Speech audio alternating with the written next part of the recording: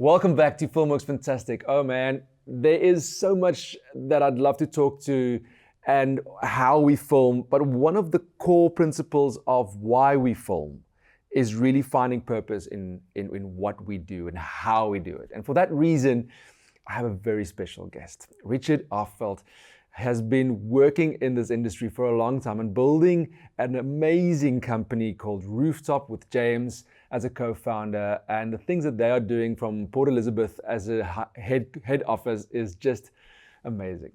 Richard, thank you so much for joining us on Filmworx Fantastic. No, thanks. Thanks for having me. I want to almost jump right into it and say, listen, tell me, where's Rooftop at the moment? We're talking staff, we're talking numbers. Even heard a birdie tell me there's a Cape Town office now. I mean, it's been quite a wild ride. No, sure.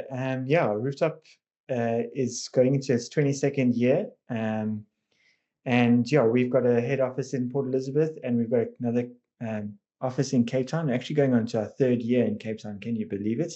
About Wow. 14 people in Cape Town office, and about 45 of us in Port Elizabeth. I think altogether we're about 60.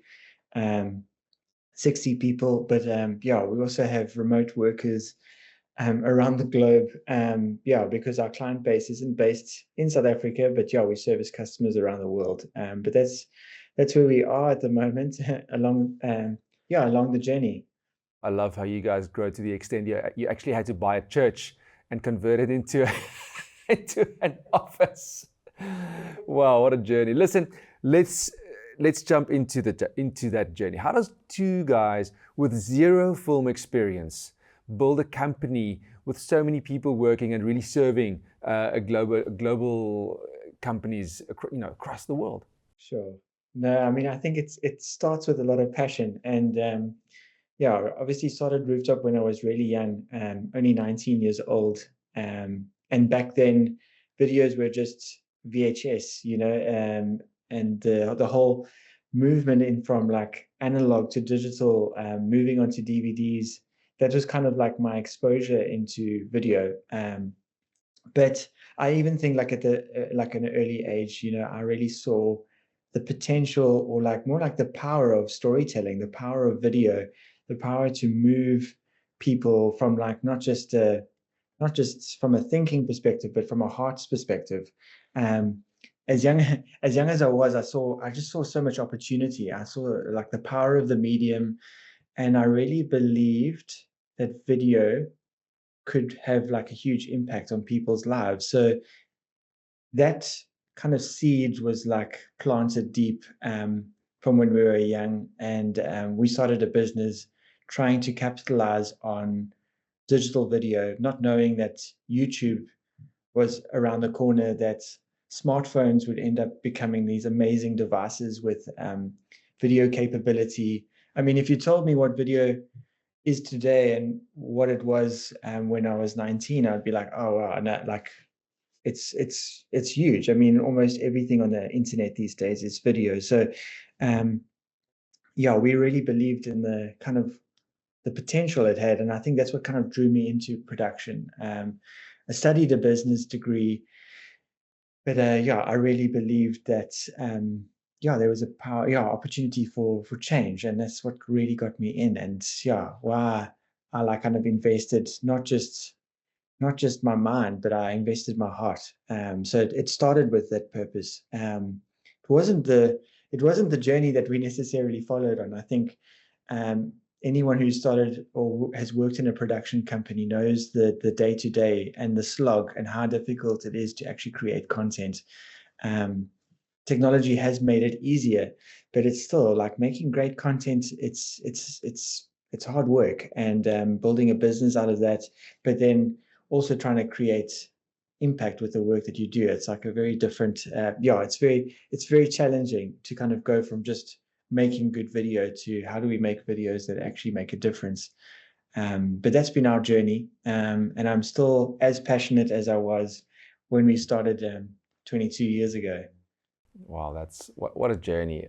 I mean, and the hours and hours that you guys churn out, but it's high quality. It's not just conventional. Let's just see how much we can create it. It's a high quality, high density, well thought out production. And so that leads me directly into, what does production with purpose really mean to you?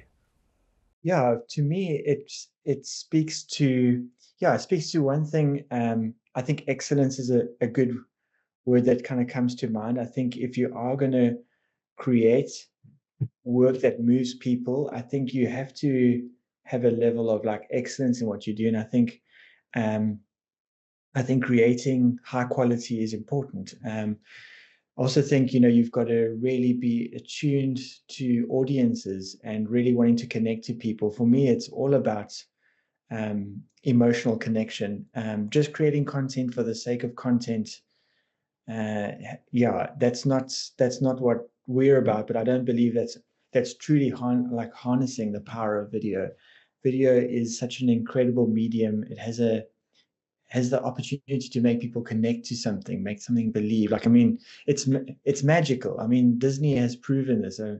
Um, you watch a Disney movie and you're just like, wow, there's something magical. I think that's the opportunity with content, is to really connect with people. And that's where you've really got to ask the right questions when you're making content. You've got to think about that audience. What's going to move people? What's going to make people connect to something? What's the heart that we can connect with here, like human to human, emotions to emotions? And that's that's a big goal of like Rooftop. Like when we create content, we want to make something that people, something that connects with people, something that makes you feel something emotionally, and then to produce it at a standard or like a quality or like an excellence that really engages the audience. And that's not just like excellence for excellence sake. It's just using the right tools. I mean, we've we've changed how we create videos so many different times, over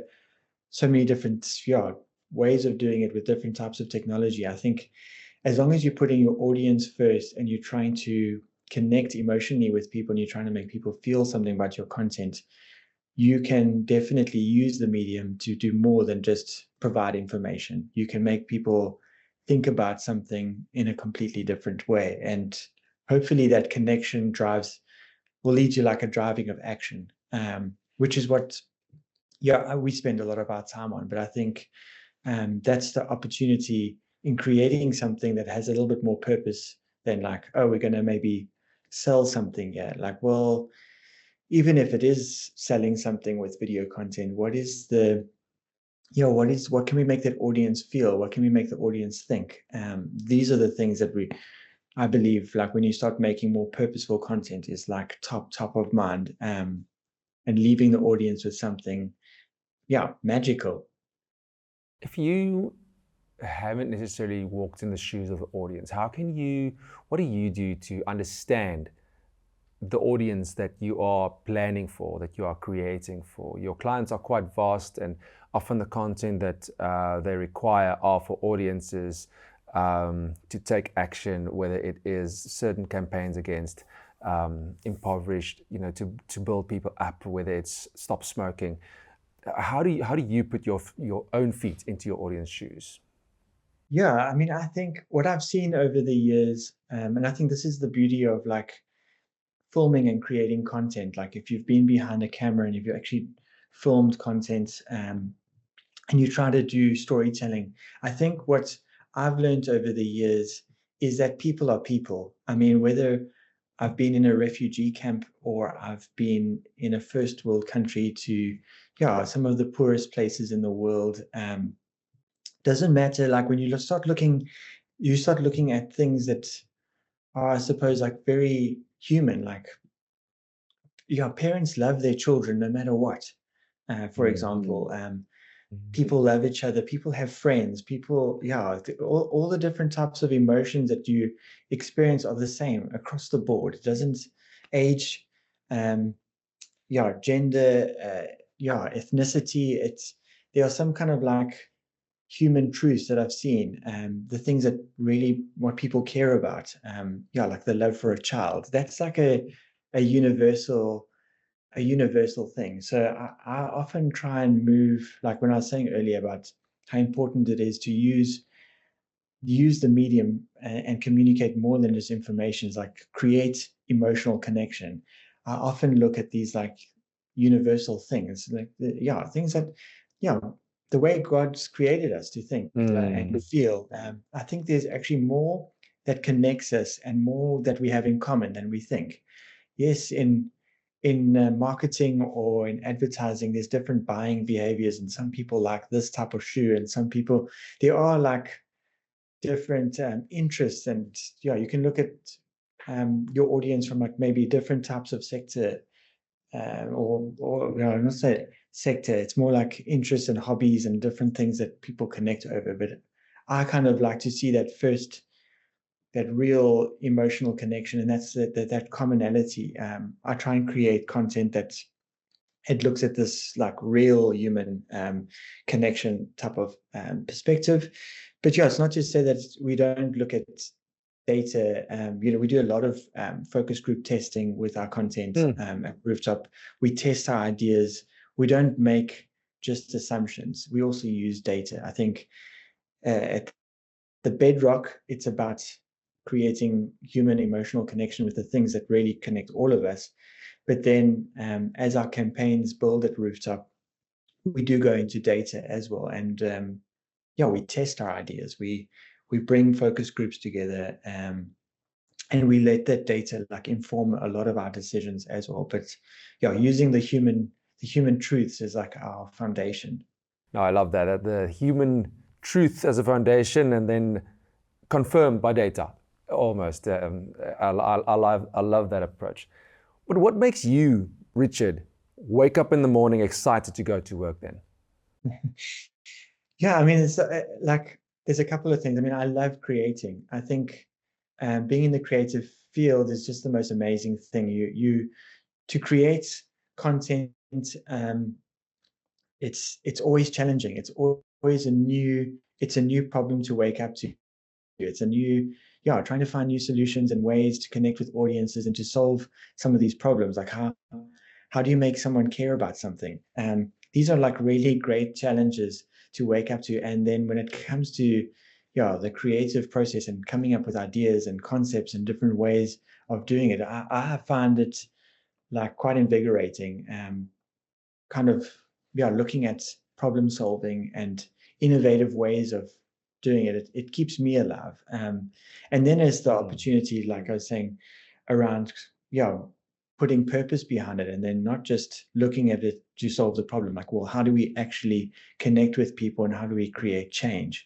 How do we with our skills, our giftings, how do we use that all to make the biggest impact in society? And knowing that the work that we do can potentially have that opportunity to change behaviors and ways of people's thinking and everything. I mean, it's just so exciting. It really keeps me going. Definitely. Now, when you start, you just grab any job and you just learn as much as you possibly can. And you reach a point where all of a sudden you're building a family as a filmmaker as well. And I think I'd love to hear from you, even beyond the camera. For us, for instance, finding purpose in the way that we treat our team. The hours that we work are almost more sensible than just the 12-hour, 6-day weeks. And I think there's quite commonalities between SA Filmworx and Rooftop in that regard. I was wondering, how do you find purpose navigating all these wonderful productions and also being able to say, hey, I'm a great father, but I'm also loving still creating? Yeah, I mean, I think it's about putting people at the center. Like Rooftop's actually just a big expression of that. It's not just it's not just the people inside Rooftop. It's the clients and all of these different expressions, our families, our friends, and putting people at the center of this. I think this is the greatest thing with work is, you can love what you do, but then when you can love people, and you can really build connection and bring people who are like-minded and think and kind of want the same things, and not just see it as work, but see it as a place of, yeah, collaborating and meeting together and creating together.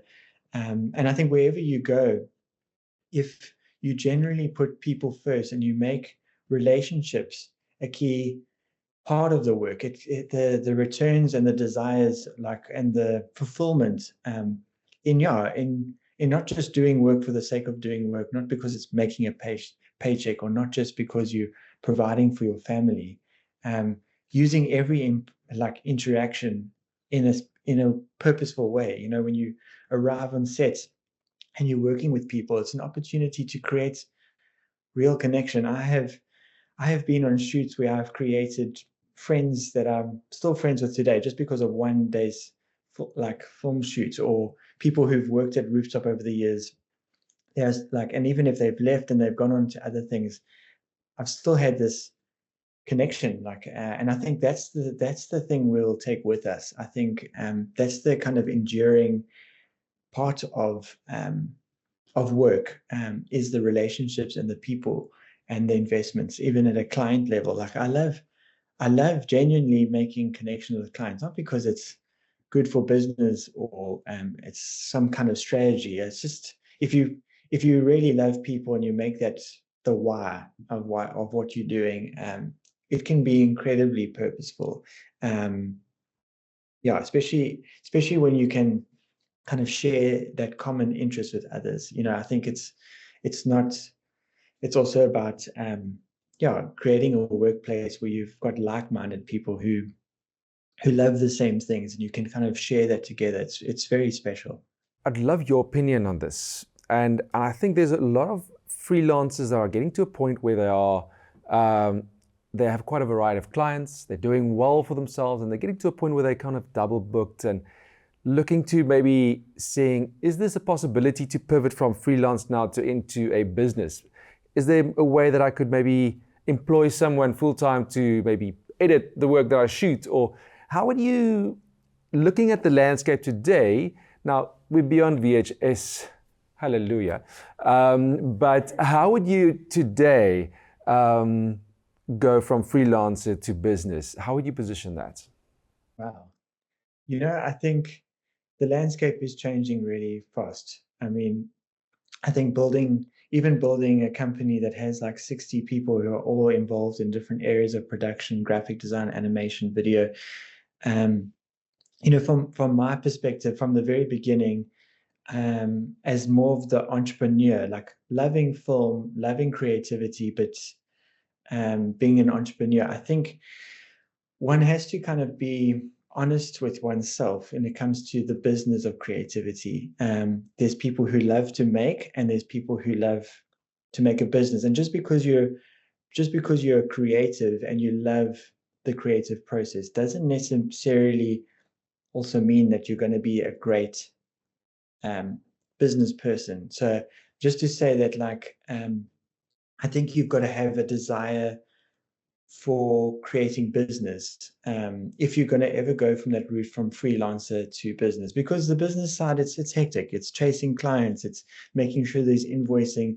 You are opening up doors that, if you don't have a love or a passion for business, I almost want to say, like, rather stay a freelancer, rather stay small, because what you're getting yourself into has to be a passion. I mean, I really believe, and just from my personal experiences in life, like watching my dad do a job that he hated, you know, I think it's so important to live life and love what you do. And if you're a creative and that's your passion, and you love creating, like, try and do that as much as possible. Because yeah, as soon as you start employing people, um, and you're putting together a business, just know that is yeah, that you've got to be passionate for that.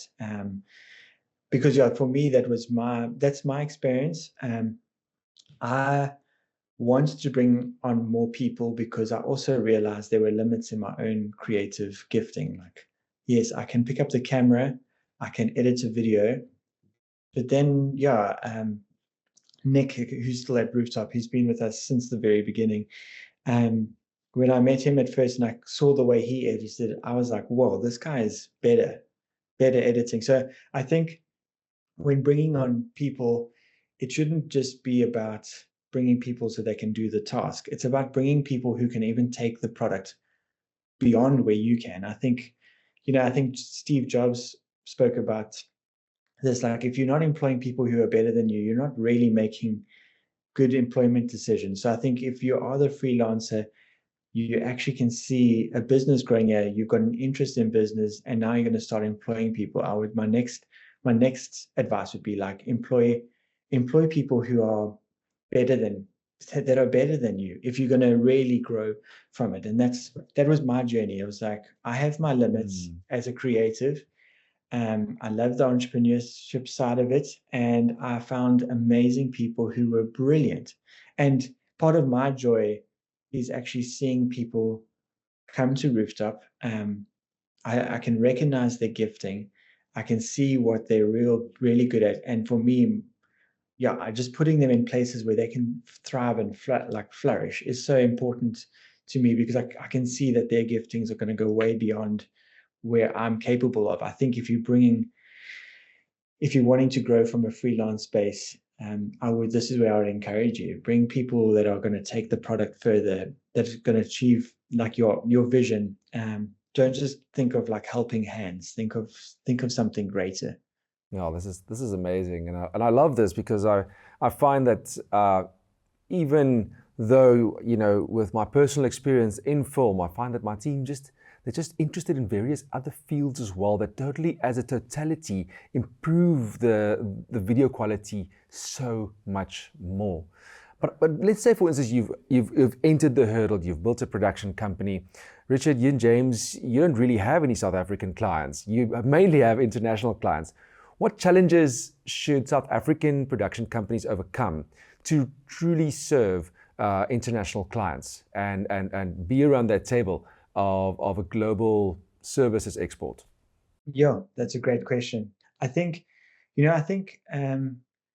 you do have to change your thinking or your mindset, from going, and especially how technology is changing today. I think when you're building a production company or a design studio, the temptation is just to look at it from like an hour's like a perspective of like, to make money, we've just got to sell so many hours, so many shoot days, so many editing days.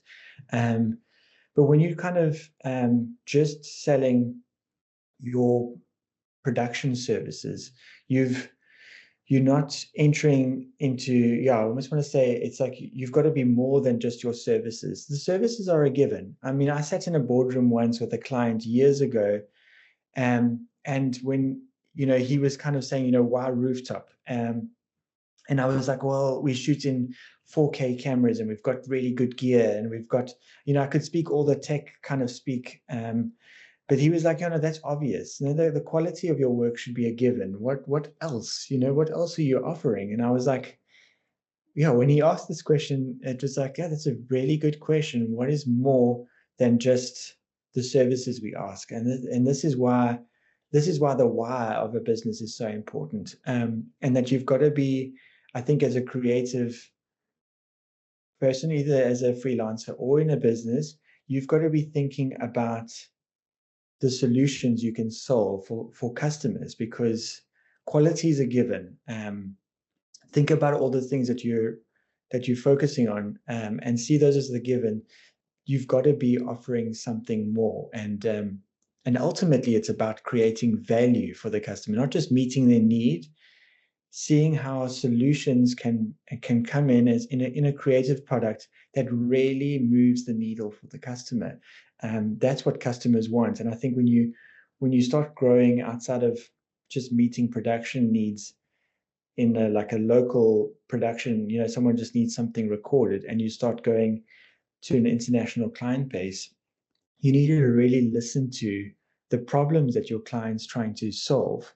And you've got to be thinking about the real solutions that are going to help this customer, and then create content that's going to do that. So yeah, don't lead with your services, lead with your why, lead with solving problems, lead with really creating value for your customer. And that's when you move beyond just a production company. selling video production hours, or just a design company that's selling graphic design hours. Real value lies in ultimately solving the challenges of your customers, the real challenges, those things that they're really grappling with. What are typical problems that an international client will grapple with that we can solve with content? Yeah. I mean, in my case, I mean, I'm working in like the international development sector almost exclusively. So I was in advertising.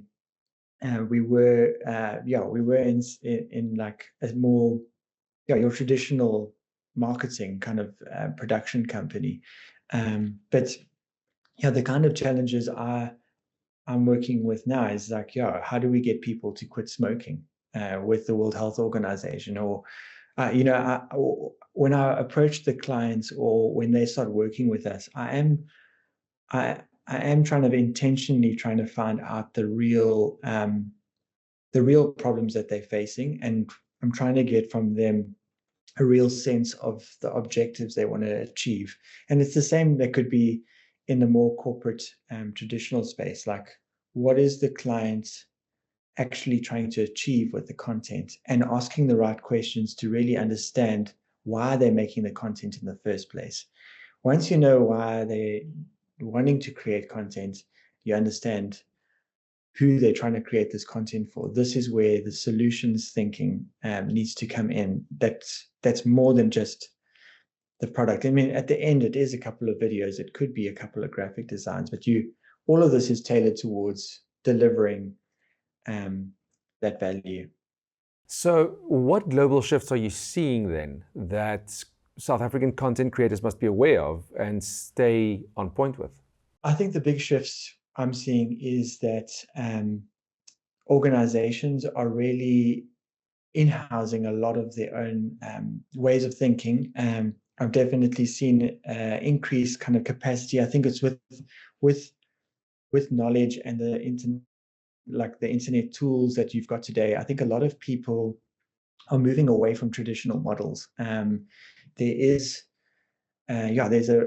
people who are working in organizations who are kind of clued up these days, more clued up than you think, when it comes to content and audiences and all, like almost like the strategy behind content.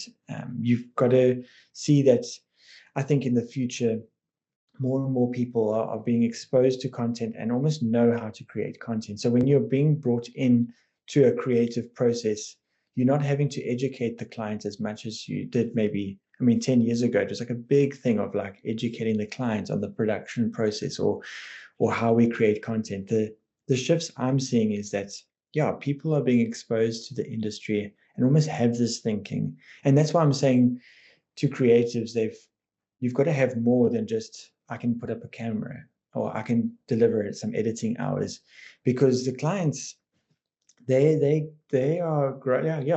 growing in this knowledge and understanding of what content is. You've got to bring more than just setting up the camera. You've got to bring concepts. You've got to bring ideas. You've got to be solving their problems, like I was saying earlier. But I think this is where I've seen the biggest shifts. And the way clients then contract with individuals or companies, it's coming more from the actual companies themselves than like your traditional agencies. So I think that's where there's opportunity. I think and maybe thinking about your client base, your traditional client base, or who you're working for, but also expecting that there's going to be an increased amount of like insourcing.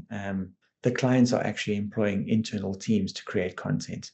So if they're going to use an external content provider, you've got to really bring something unique and special. Wow, Richard, that was such a rich talk and knowledge base and wisdom, and I really love how you just open our eyes to make sure that we don't just continue on a certain path without kind of looking left and right and understanding what the possible risks are of our industry, making sure that what are the opportunities, but also what opportunities are closing.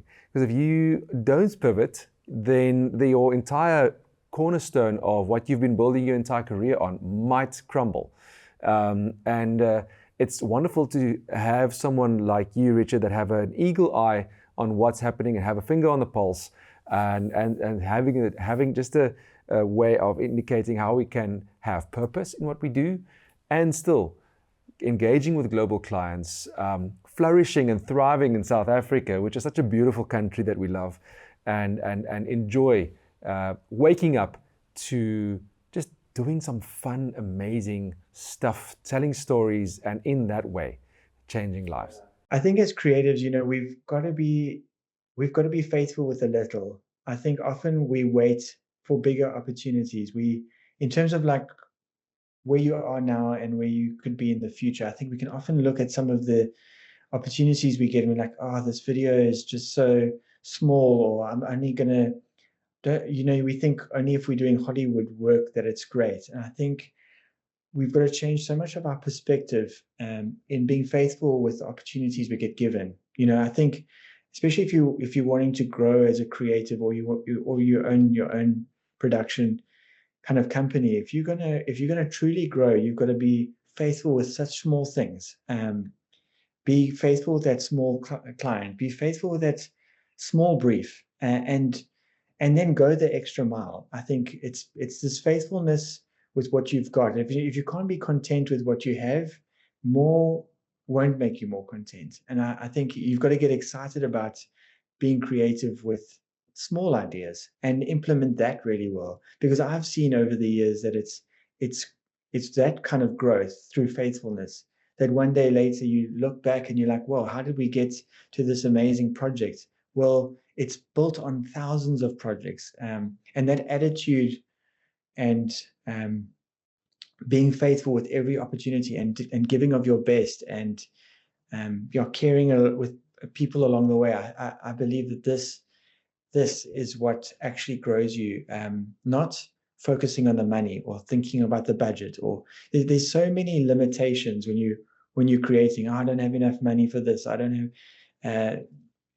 Everyone's got limitations, and I think you got to be faithful and get excited for what you're doing with those small things, because that's how opportunities grow. I love that. On that vein, when my wife felt that there was a request for a video, and the people and the company didn't have any money because it was like a charity thing, but it was a radio station, and my wife just felt like I must do this, and I'm like, I'm so tired of freebies, and I rocked up there and loved it. I did my best, made a video, and it turns out that the radio station was actually pivoting into and had just got the big contract to do the breakfast television show for an Afrikaans channel, and we got the retainer to do all the Cape Town-based content for that show. And that meant that we all of a sudden had the first retainer for production, just based off of that free little video, and that enabled us to have our first full-time person to help us edit and shoot that as well. And that was almost like a bedrock for SA Filmworx to grow. So that was that one freebie. It looked really cool, even though I knew it was free. And that turned out to be a cornerstone for cash flow, which was for us the get-go. And eventually, I think we made over 2,000 of these segments. Wow. So it's, and on that, now you have a bit of a solid base. It's almost like you have the loaf of bread. Now suddenly you can find clients that become the Marmite on top, or the jam. And then you, because you have a safety net now, and then that's the next one and the next one, and because of the quantity of clients that you start building out from that, you start building a beautiful piece of cash flow that is how the company eventually evolves into. So no, that's a testament to that. Exactly, and I think if you make money your goal, and you don't lead with your passions and what you love, I've never met anyone who loves what they do and fail, especially when they're creating so much value for people. I think when you let your passions, when you let your purpose and these things lead you, and you're not always thinking about money, you end up making different kinds of decisions. And weirdly, the more you follow that thing in your heart, of actually just, sometimes it's doing the right thing, or it's about being a part of something you really care about, or maybe the client doesn't have a lot of money, but you can still create value. You let that lead you, and the money takes care of itself. I know it sounds upside down, or it sounds crazy, and I mean, we all have to feed our families, and I'm not talking about I'm not talking about becoming that doormat, but I think when you can be sincere about what you're passionate about and you can let that grow, it's amazing when you start following that, because there's always going to be bills to pay. There's always going to be this other thing where when your motives are right somehow, these doors open like I've seen it. Years ago, like we almost lost the company. Like, I mean, I think it's never been like, even the Rooftop story, it's not like this plain like sailing. It's we've spent years working in the trenches, making TV commercials and a whole lot of things to kind of get us to where we are today. But during those years of bankruptcy, really, we were like pushed to our limits. But you end up having to really choose like these different roads. And are we doing this for money, or are we doing this because we really care about it? And the more we pressed into what we deeply care about, the money did. I mean, it can take time. I mean, for Rooftop, we only started becoming a profitable business after 10 years. So it can be, it can be a real slog to kind of get there. But and you know what, even if we weren't financially sustainable, I'd rather look back at my life and be like, I really cared deeply, because money comes, money goes. I don't think it's a good driver, especially if you're a creative and you come alive through creative. Don't make money your goal. Don't do that. Make your passions and what you care about, make that your goal, and be faithful with that.